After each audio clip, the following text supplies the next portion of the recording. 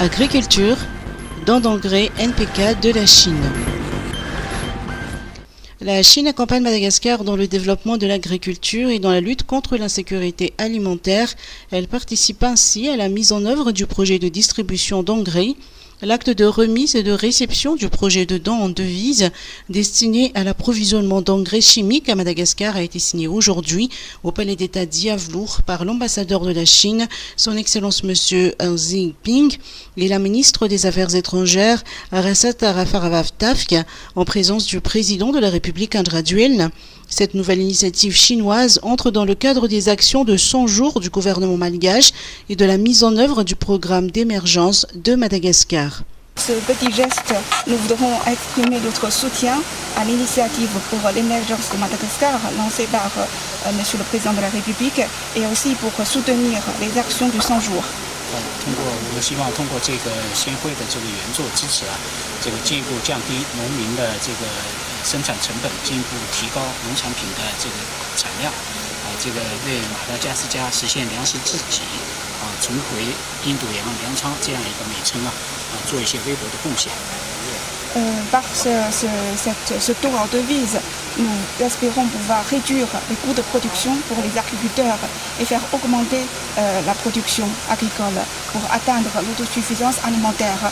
Nous voudrons contribuer, nous voudrons faire une petite contribution pour aider Madagascar à regagner le statut de grenier agricole de l'océan Indien.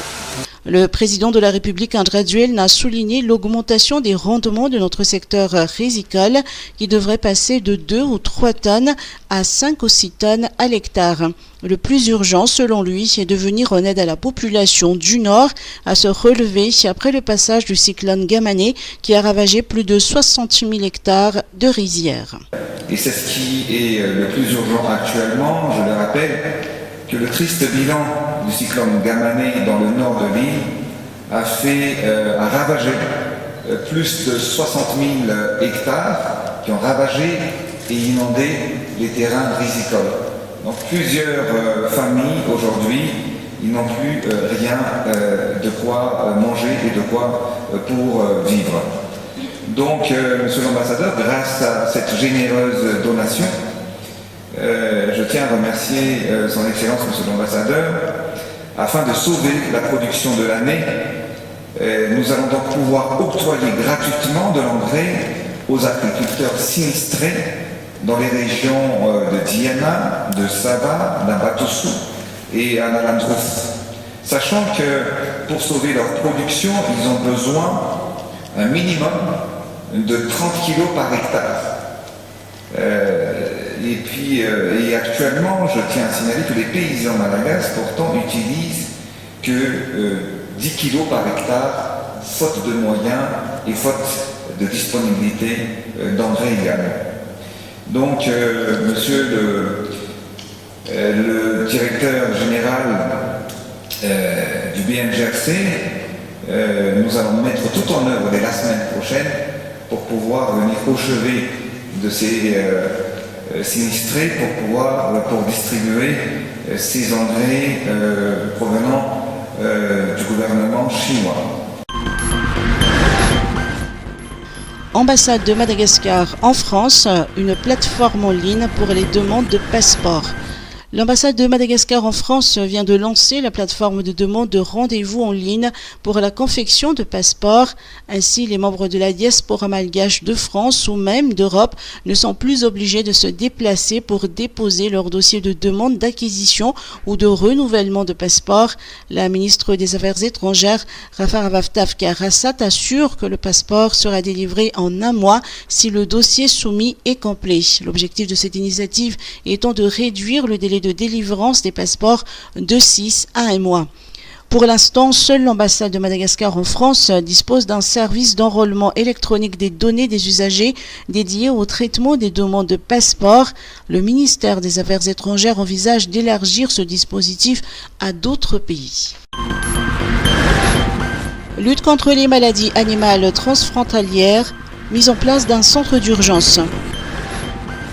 Un centre d'urgence pour lutter contre les maladies transfrontalières a été mis en place à Madagascar.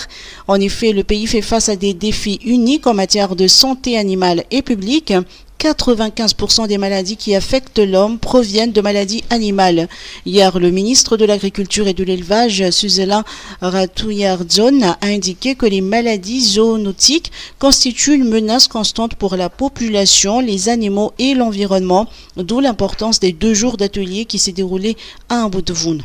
Ce projet vise à prévenir et à atténuer les risques associés aux maladies zoonotiques et à la sécurité alimentaire des aliments et à la résistance aux antimicrobiens, comme il a été dit par les différentes intervenants tout à l'heure.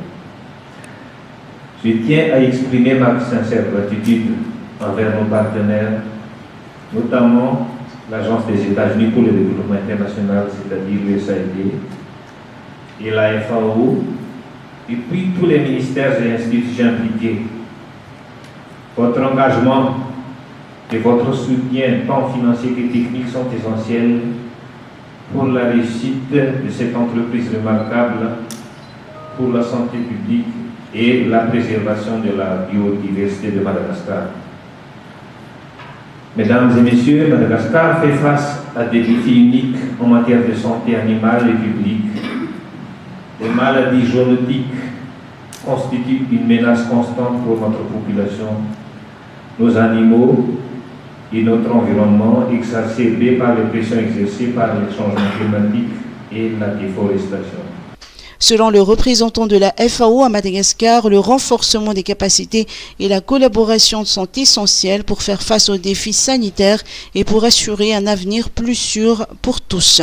Au nom de la FAO, je réitère notre engagement à partager notre expertise en matière de lutte contre les maladies animales dans les secteurs de l'alimentation et de l'agriculture. Par ce projet qui s'étale sur 5 ans, Madagascar s'engage avec le soutien de la FAO et du gouvernement américain à travailler conjointement avec ses partenaires à améliorer la sécurité sanitaire.